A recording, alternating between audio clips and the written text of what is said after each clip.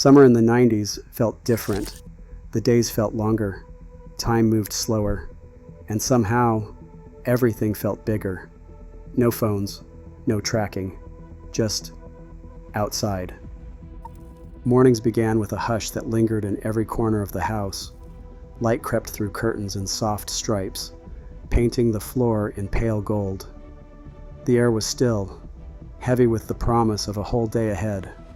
Somewhere, the faint hum of a television drifted from another room, cartoons playing low, the sound muffled by closed doors and thick summer air. Cereal rattled into a bowl, milk poured with a slow glug, and the first cold spoonful tasted like the start of something wide open.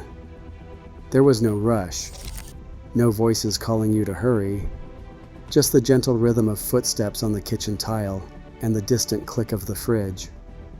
These quiet moments, sun on your skin, the smell of cereal, the soft static from the TV, became anchors in memory. Scientists say sensory details are what bring old days back.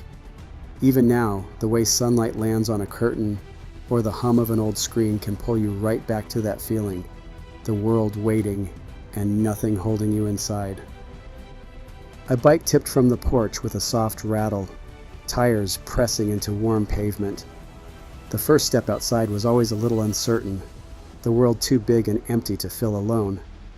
But it never stayed that way for long. One by one, kids drifted from their houses, each arrival marked by the familiar ritual, a knock on a neighbor's door, a hopeful shout, "Is he home?"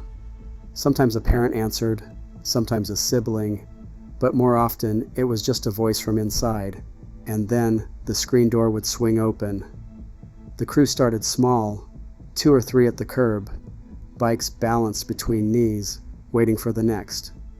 There was no schedule, no plan, just the slow gathering of bodies and wheels.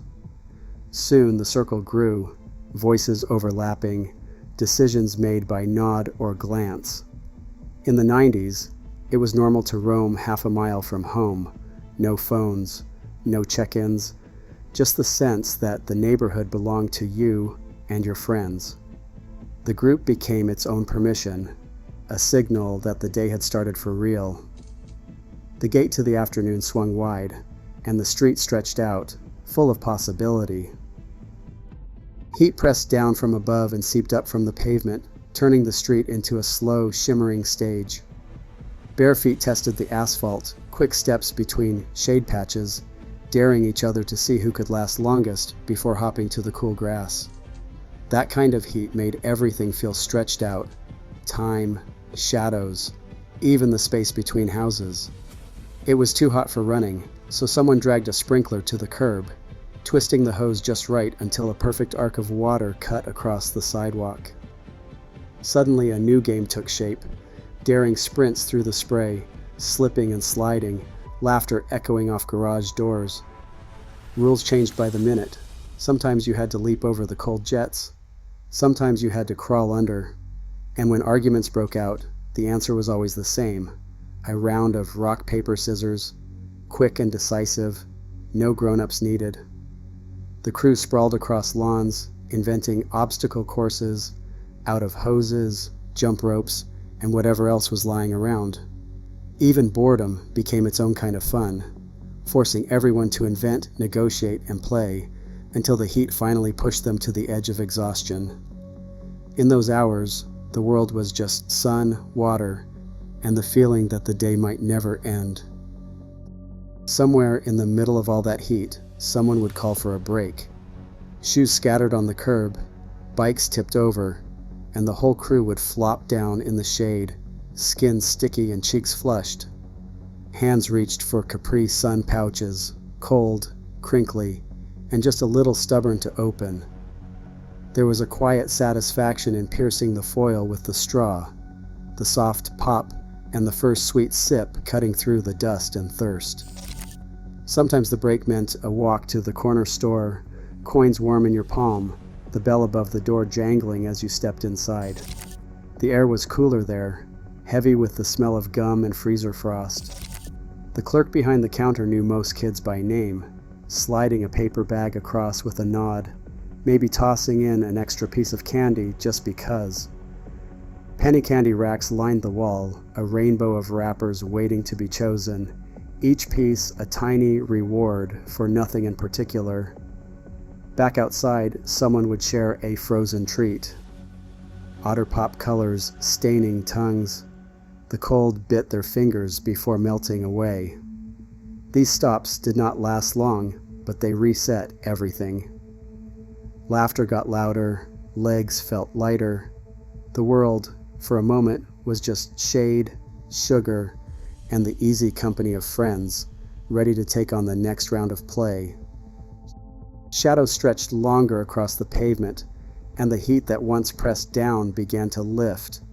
The air cooled, carrying the faint smell of cut grass and distant grills.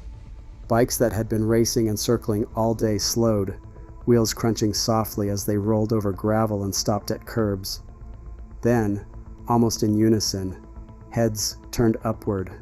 Streetlights flickered to life, washing everything in a pale yellow glow. For most kids, that was the signal. No one needed to say a word. The unwritten rule was as familiar as your own front door. When the lights came on, play was over. Some lingered for a final minute, dragging out the last bit of daylight, but soon voices faded and handlebars turned toward home. The world felt quieter, as if the whole neighborhood was exhaling together, holding on to the last light before night settled in. The front door closed behind you, and the world shrank to the quiet of home. Shoes left a dust trail in the hallway, socks peeled off and forgotten. The house felt cooler somehow, shadows stretching across the floor. You dropped your bag by the door, skin still warm from the sun, hair smelling faintly of grass and chlorine. The television hummed in the living room, its blue glow spilling into the hallway. Cartoons, or maybe a rerun you had seen a dozen times. You sank into the couch, legs heavy, eyes half closed. Sometimes you'd drift off right there, the static of the CRT screen and the muffled sounds of family in the next room blurring into a gentle lull. These were the moments when the day's noise faded, and you felt the tiredness settle in, a kind of fullness that only comes from hours spent outside. Research from the national academies found that long, unsupervised summers like these did more than fill time. They built the skills for friendship, for figuring things out together. Even now, the memory of coming home, dusty, spent, and safe, feels like a story you lived 100 times. The day locked itself into memory, quiet and complete.